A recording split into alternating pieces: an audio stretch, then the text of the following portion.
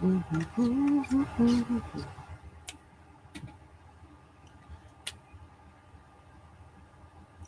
ora and good morning.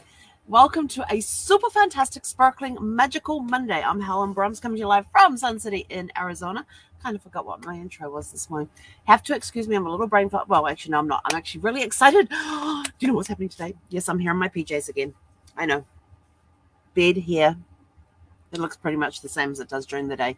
But I just wanted to pop on really quick because I've got to go and have a shower, get dressed, and take Zephyr for a walk and get back in time to get on my course, which starts today. Yay! Yes, it is early in the morning. It is not even 7 a.m. and I'm online. I've already been up since 5. So deal with it. This is what you get at this hour of the morning. Today is Magic Monday. There is a lot of power in the magic of the day. Today on the manifesting challenge that I am doing, we're on day 10. Can't believe we're on day 10 already. It just doesn't seem to be. I mean, it seems like just yesterday we started this challenge, but today's topic was all about appreciation, and we had to write out 10 things that we're grateful for. And I thought, boom, I can do it like that, because I wake each morning with a grateful heart. And I know we usually talk about gratitude on Thursday, but it's magic. There's magic in being appreciating what you have, where you are, everything. So we had to write down 10 things we were grateful for. I got number 10, and I felt, and I could have kept going. But in the journal, there's only 10 little slots to type in. I still have to do my 5 minutes. I have to do a 5-minute writing thing on appreciation, what I'm grateful for, and that sort of thing. And I will do that as soon as I get back from the walk, right before I hop on the thing. But yeah, we're adjusting our time a little bit, so we're a little tight. Zeffy's snuggled up in bed asleep. She's so funny. But what's really cool is that I have been thinking, because we have to bring an ancestor with us to class. How do you bring an ancestor to class? You come in there with what information you have, and you're going to be using that ancestor throughout the week to do hands-on research, because this class is going to be teaching you it's called applied genealogical methods. And so it's taking all of the stuff that you know about genealogy and improving on it and helping you do research and getting the most out of the research that you do. And yes, I know I'm going to be learning a lot. I already know I know a lot, and I'm going to be learning a lot more, which is really, really exciting. I am extremely appreciative of I appreciate that this course went virtual instead of in person, because if it was in person, I wouldn't be able to attend. One, because it's in Salt Lake City where there's snow on the ground, and sparkles and snow do not mix very well. And two, I would have had to figure out what to do with Zeffy every day, because there's no way I could have left her in sparkles for the entire day for that length of time, because we start at 8 o'clock in the morning Mountain Time and we go through till 5 p.m. And then on some of the evenings, we also have evening activities. I think we've got one tonight. Hang on.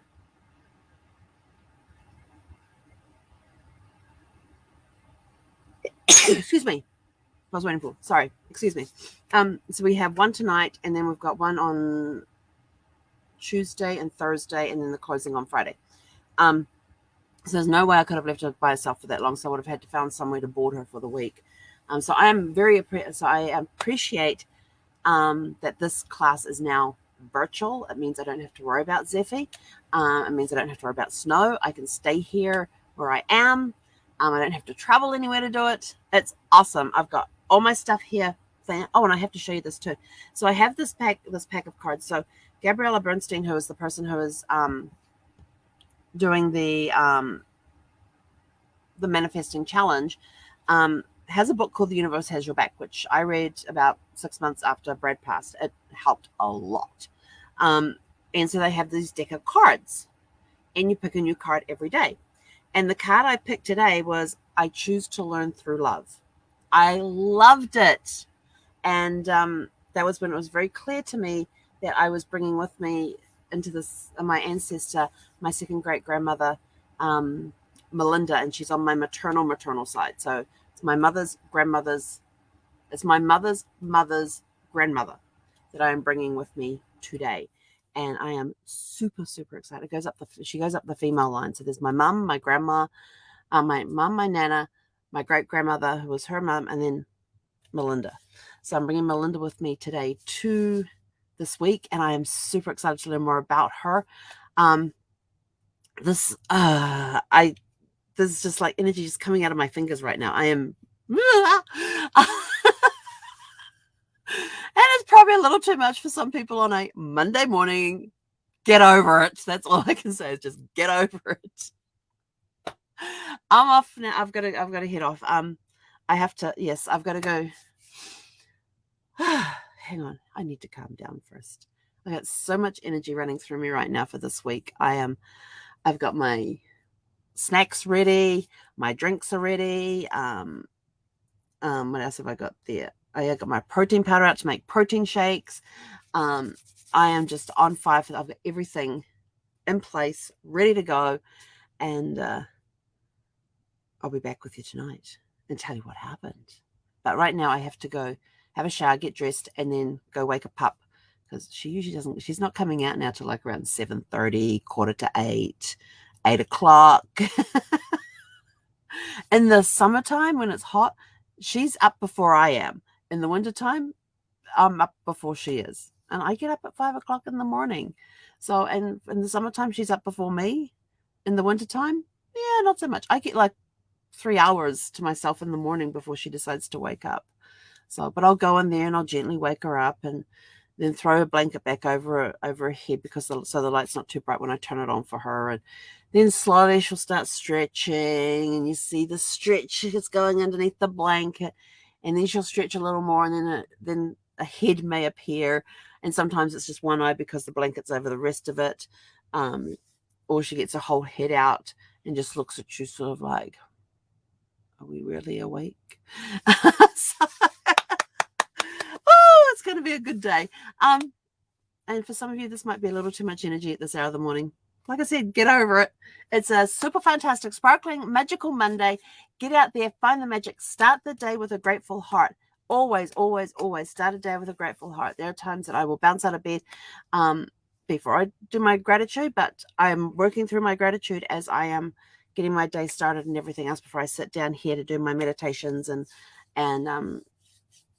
just have my sacred time. So I'm in that grateful frame of mind before I start my sacred time in the mornings. So go out, have a super fantastic, sparkling, magical Monday. Go find the Monday. Oh, yeah, the question of the day is, what is your morning routine and how has it changed over the years?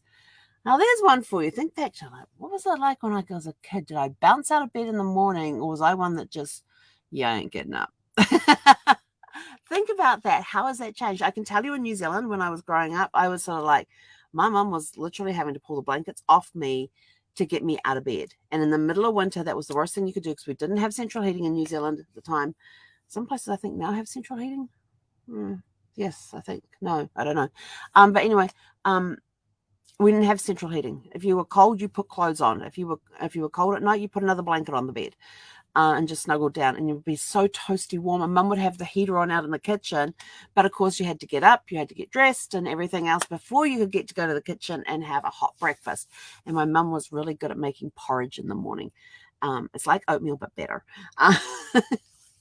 And then we would get off to school, and getting out of bed in the middle of winter, that wasn't fun.